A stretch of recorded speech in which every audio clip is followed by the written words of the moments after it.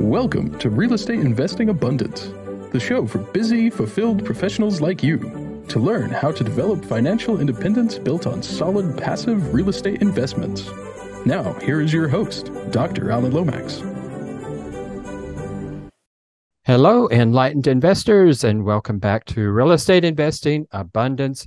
I'm your host, Dr. Alan, and thank you so much for being with us again today. It is you that make this show possible. Well, today we're going to take a look at 3 ways that our investments are stuck in the past and how it is that we can fix it to improve and on our returns. So with us today is Rod Lockett, and he is a multifamily syndicator and real estate investor with more than 12 years experience in construction. Over the last 5 years, Rod has rehabbed and turned over hundreds of apartment units. He now helps working and retired professionals invest in the purchasing of large-scale multifamily apartment complexes as either limited partners or general partners, and he helps them earn passive income and create wealth for their families now and long after they have gone. So, Rod, thank you for being with us, and take us into this show and share a memorable experience that brought you to where you are today.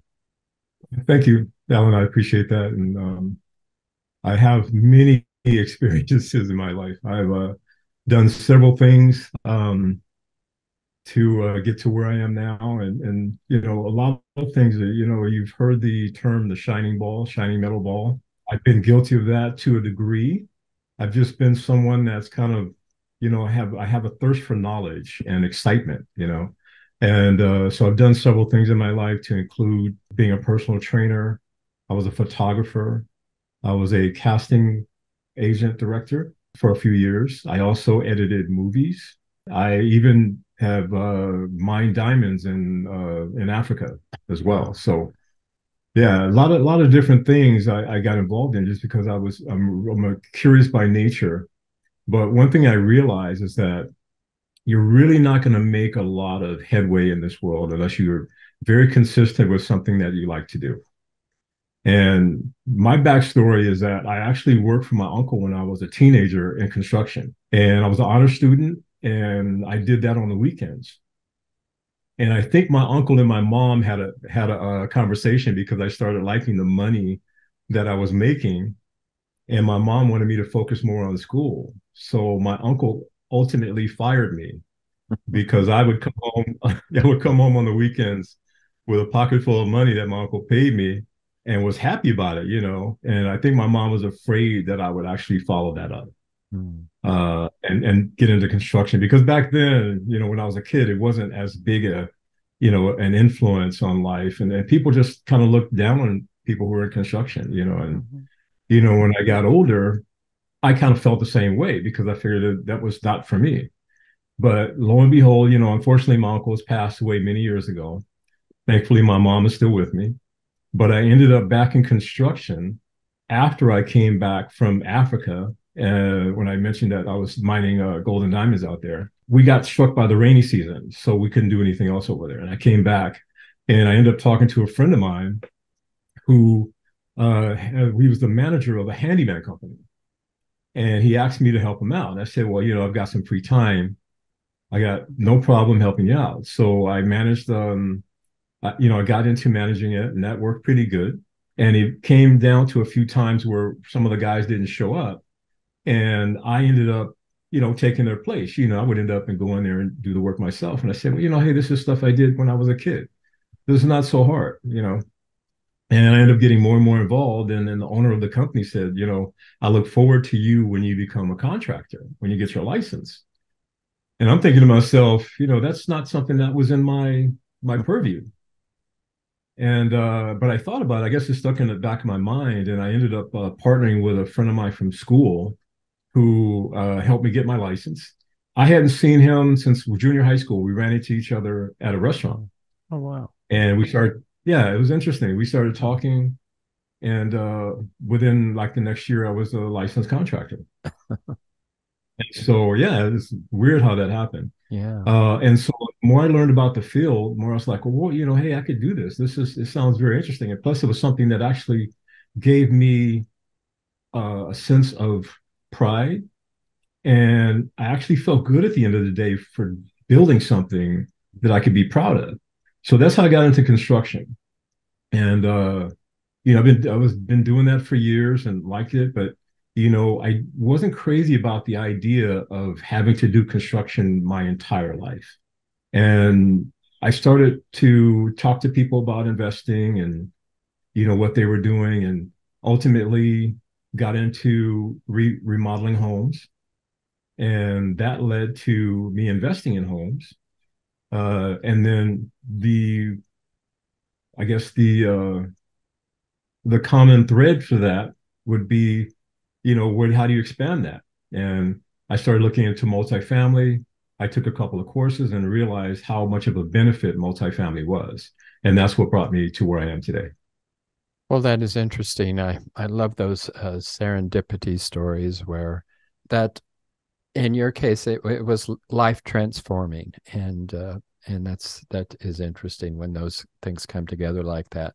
And of course, we have to be open to those opportunities when they do come our way like that. Well, your story is not unlike many people who start in the fix and flip business. And then as they grow in that, they begin to realize that there probably are better ways to multiply their investments. And you apparently did the same thing in going from the fix and flip type of operation to going into to multifamily. So take us into a little more depth here into that experience from going from the single family environment to the multifamily environment. Okay. So I still do fix and flips part time, and the multifamily space is interesting. I guess the biggest profit about multifamily is that you do less work ultimately in multifamily because it's mostly an investment. Fortunately, I'm a contractor, so I kind of do a little bit of the work as well, or my company does. But for the most part, when you invest in multifamily, your investment starts to work for you when you starting instead of you having to work for investment. You don't have to put in 8-hour days in order to get a benefit from multifamily. In a lot of cases, the residuals that you make can be tax free if it's set up properly. So when I looked at multifamily, I was like, well, I'm making money in single family fix and flips, but multifamily is a way for me to get paid when I'm sleeping. It's just residual income after a while. So that just seemed like the normal thing for me to do. And when I started meeting people who were already investors in multifamily, and I started looking at their lifestyles, it's like, well, this is what everybody wants. Everybody wants to work less and make more. And yes, absolutely. It is a great way to do that. You say that having large amounts of equity in our private residences is not necessarily all that beneficial. Explain to us what you mean by that. If you don't mind me giving you a little bit of background story as to how I started thinking about this. So I grew up in a pretty average household. Yeah, at first my dad only worked, my mom didn't work. She took care of the home. And then, of course, over time that became harder and harder. So my mom ended up going to work. And they both, my parents, they worked jobs, 40-hour work weeks. And, we went to school. Over time, they first we lived in an apartment and then we moved to a house. My dad bought a house on his GI Bill. And over time, the equity in the house has accumulated. Unfortunately, my mom and dad, they ended up getting a divorce. We were pretty grown by then, so it wasn't as much of an impact. My mom went her way and she owned the house. My dad went his way and he ended up moving into an apartment. Well, over time, my dad never really did much else. He worked, he retired, and he still lived in an apartment. I don't know if my dad took any vacations at all during that time. And unfortunately, a few years ago, he passed away. And when he passed away, he really didn't have anything to show for it. Not that we were I was looking for it, or we were looking for it. But I know that the reason why they spent their money and they kept the house was that they eventually wanted to pass money on to us, the kids, right? So my mom kept the house, and she got to the point where she paid the house off. Now, my mom, I love her to death, and she has done some things in her life. She remarried, and her and my stepfather ended up, they traveled a lot and had a great time, but it really was kind of sparingly. They didn't have like a very leisure life, even though they were both retired. Mm-hmm. And one of the things that kept, hitting me is that my mom has all this equity in her home, and yet she still, bargain shops. Mm-hmm. And not that that's a big thing, but I know that she approaches life that way in all aspects of her life. She's not allowed to splurge on herself, regardless of all the work that she's done to build up that wealth in her home. She really does not have the ability to utilize it to live a better, more freer life. Mm-hmm. And I think that a lot of people invest in homes, and especially if they have kids, and their thought is that they're going to pass that along to their kids when they pass away. And that's all well and good, but I mean, in reality, what usually happens? Let's say the parent passes away and leaves it to the kids sell the house, they all split up the money. What do they do with the money? Mm-hmm. They spend it on themselves, maybe go on a shopping spree, maybe go on vacation. They don't use that money to create long-lasting generational wealth. And so, I'm thinking about that. My mom, fortunately, she's still with me. And I'm trying to talk to her about utilizing that equity in her home to live a better life and also invest in it. Because what people don't realize is that if you still own your house and you borrow on it, let's say you take a home equity line of credit or a home loan off of it, there are fees and there are, interest that you have to pay off of that. But if you invest that money wisely, that money can actually compound your investment more so than it would staying in the house. And the good thing about that is you still have your house and you still have the equity in your house. You just borrowed off that equity to utilize that. And you can actually increase your profits, anywhere from 50 to 100% borrowing on your home. Yes, absolutely. And I mean, I can certainly understand the fear that your mother would probably experience in actually going through that process, because as it is now, she owns that house free and clear, and all she has to worry about is the taxes on that. But of course, if she takes out a home equity loan, she's going to have to make payments on that. And of course, when you take out a loan, there's always that fear of not being able to make those payments and then lose your home through, a foreclosure process. So it's not like there isn't risk to that, and it's not like there aren't going to be fears for doing that. So you have to understand, in order to do that, you of course have to understand the benefits of going through that. So you had mentioned just briefly what those benefits are, and of course the benefits are the return on that investment. So kind of take us through an investment from obviously going to be in a syndication, and she'll be a passive investor, a limited partner. What all would that mean to her, and how could she be reassured that in fact it was a wise and a smart thing to be doing? Absolutely. And that's what I'm working with my mom now, as a matter of fact. So when you invest in a multifamily apartment building or complex, the good thing about that is that building is not going to go anywhere. There's nothing that's going to happen to that building. And even if it did, there's insurance. So your investment is protected in a very good way. Unlike, I have friends that invest in the stock market, which can be very volatile at times and very risky. Multifamily apartments, people are always going to need a roof over their head. And especially in these days and time, people can't afford to buy houses themselves. So their investment is protected by the sheer fact that they're part owner in that particular, project. And As far as, there are costs involved when you take money out of your home and you have to pay the interest and the payments. But, the good thing about multifamily investing is that the investors will get payments over the course of the year, depending on how the job is set up or the project is set up. They may get payments quarterly. They may get payments semi-annually or annually in a bulk payment, right? So this goes on throughout the process of ownership of the property. And most properties, for what we're looking at right now, is a 5 to 7 year time span, meaning that we purchase the property over the course of 5 to 7 years. We look to add value, which are called capital investment, capital improvements. We'll upgrade the painting, maybe we'll do some repairs, some long needed repairs, plumbing, remodeling apartments when they come in so that they're actually worth more. So that happens over the course of time.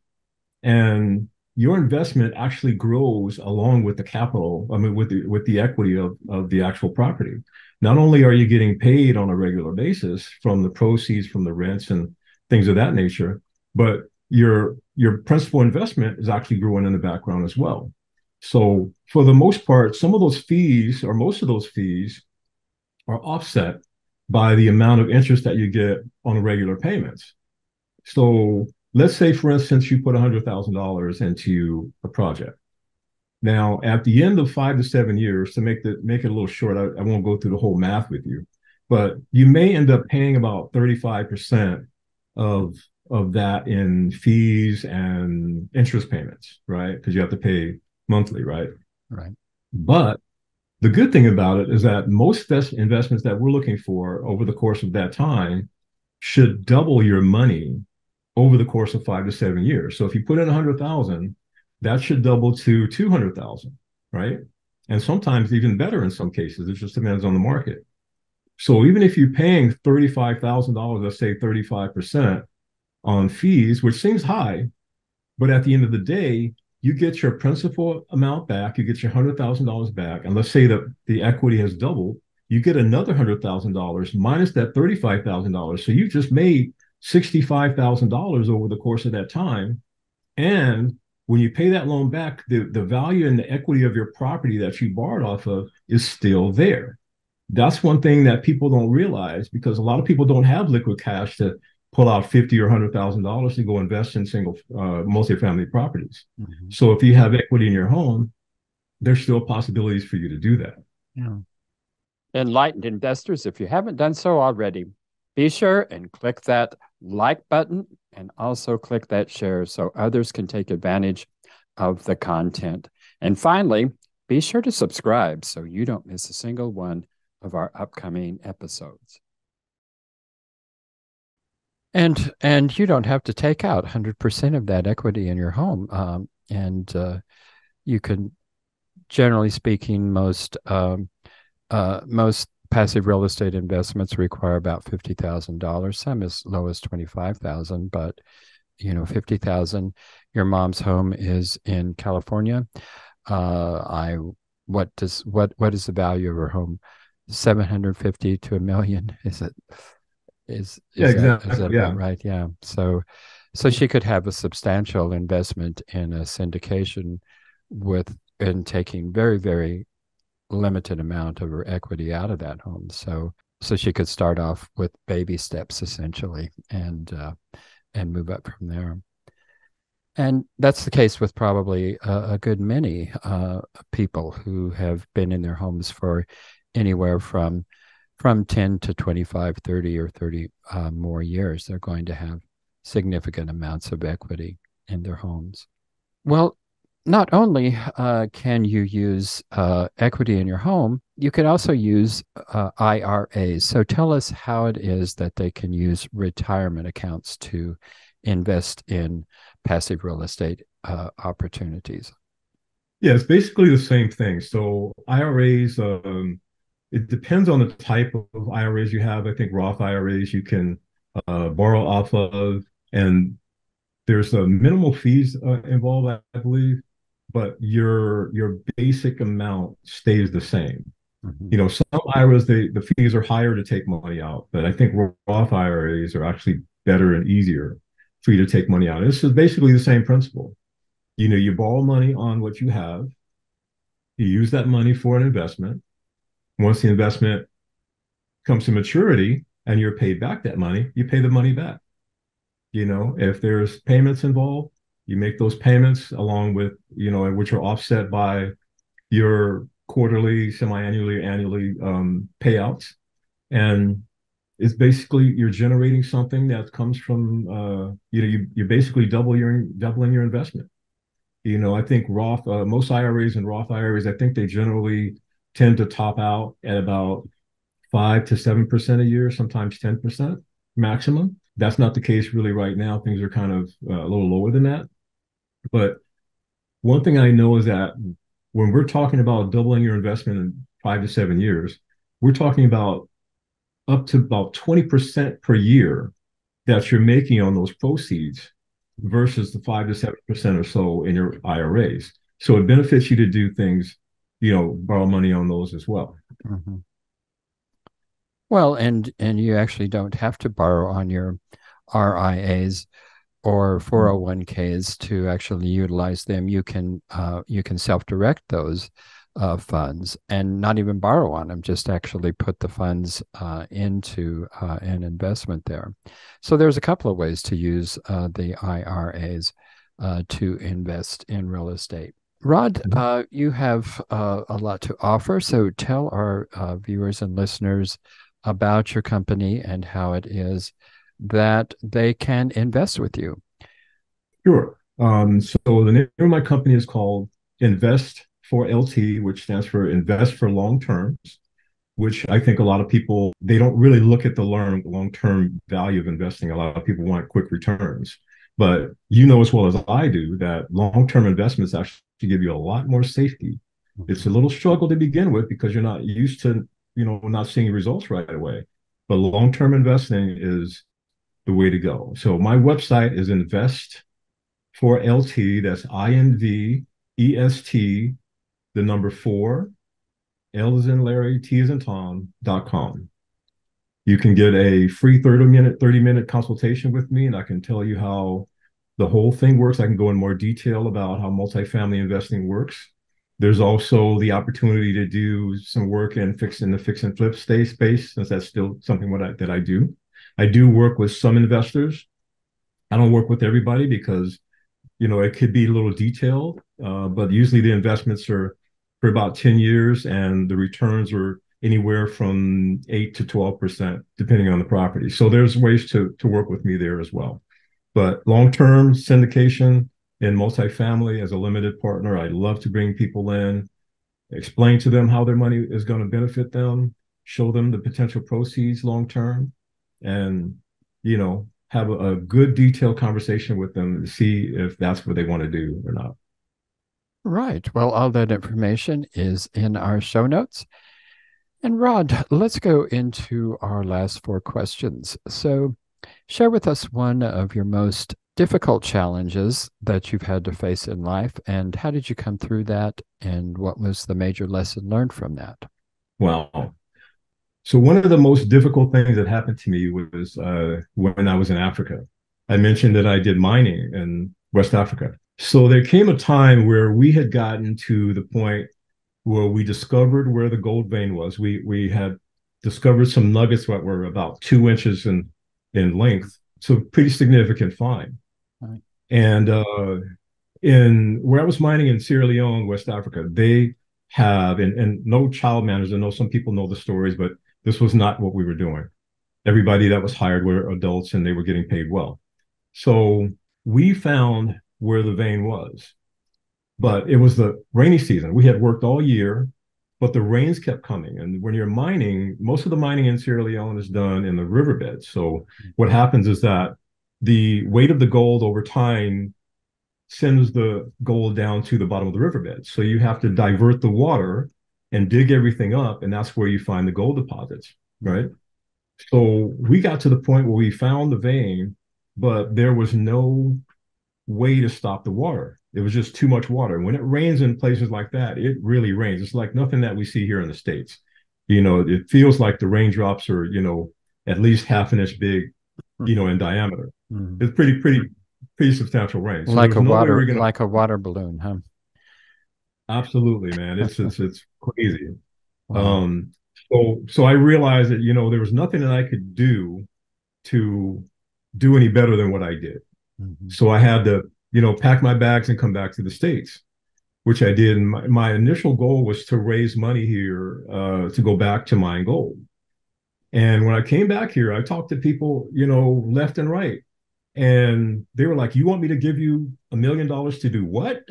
you know, Mining gold in West Africa, especially, people who are uneducated and don't know exactly what was going on in those regions. Nobody wanted to work with me. And so, that's when I ended up picking up working for the handyman company. I was going to do that part time. Well, what happened was Ebola broke out in that region.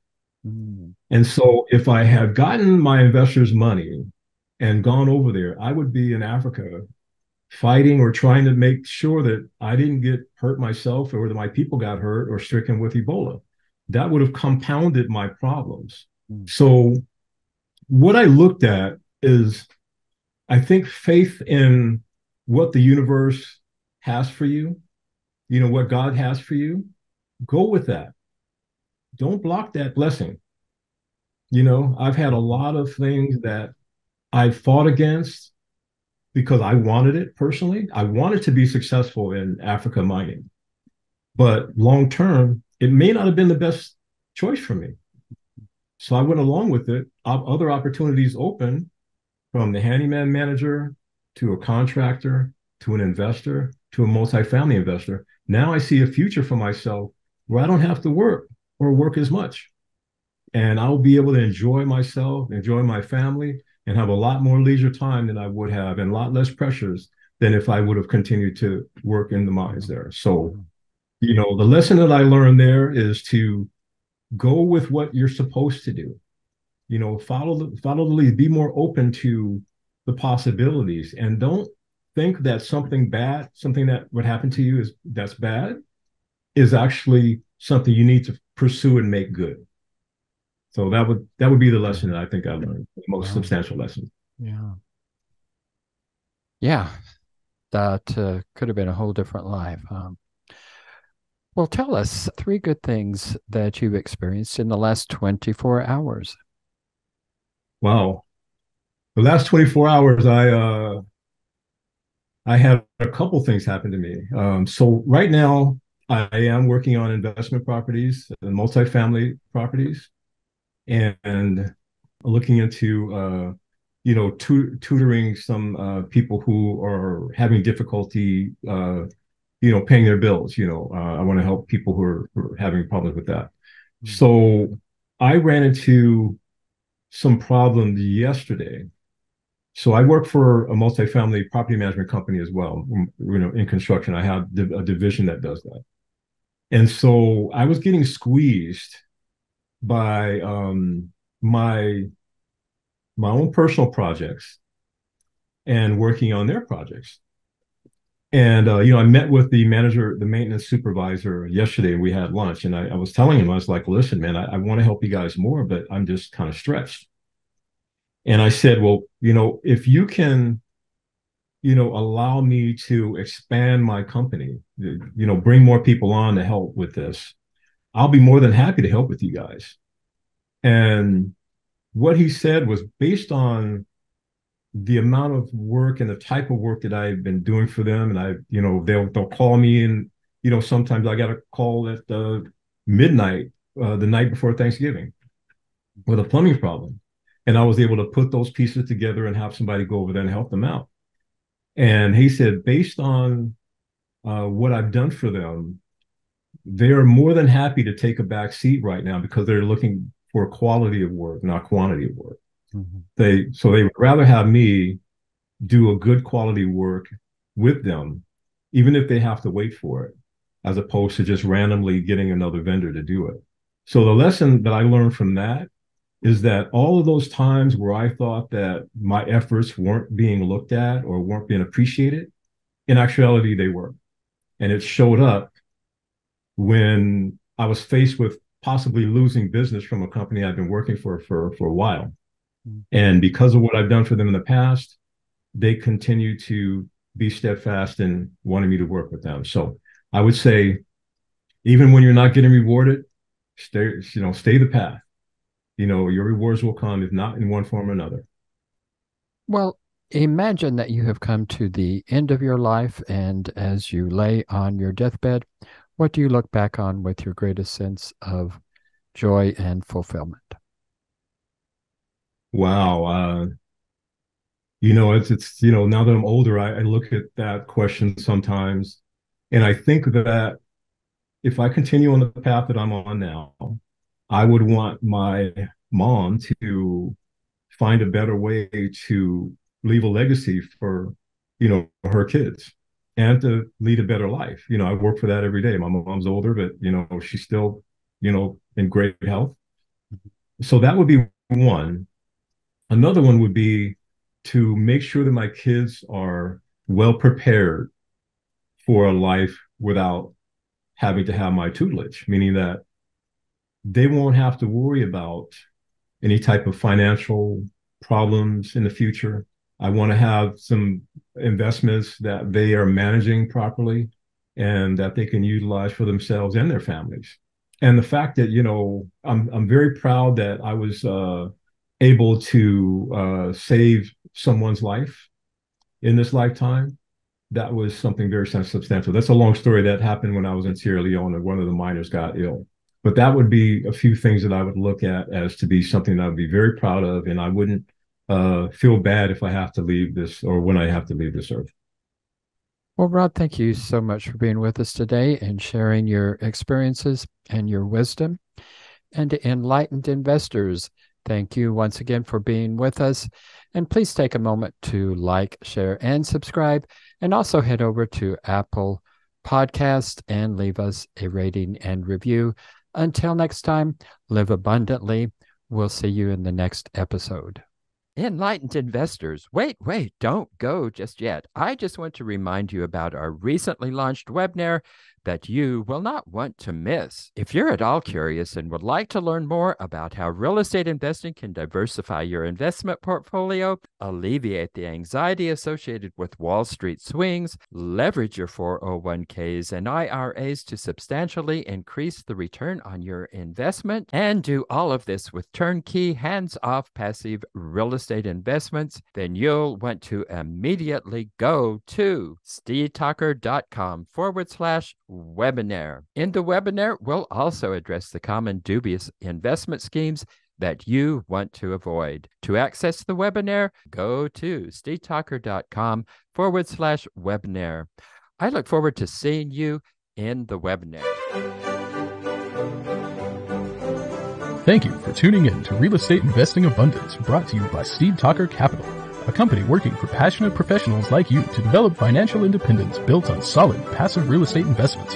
As part of our efforts to make the world a better place, Steve Talker Capital contributes to activities and organizations committed to better understand the equine. These endeavors attempt to enhance the human treatment of horses worldwide. Steve Talker Capital, working for a world where all creatures, great and small, flourish abundantly. For resources to develop your financial independence, connect with us at stevetalker.com.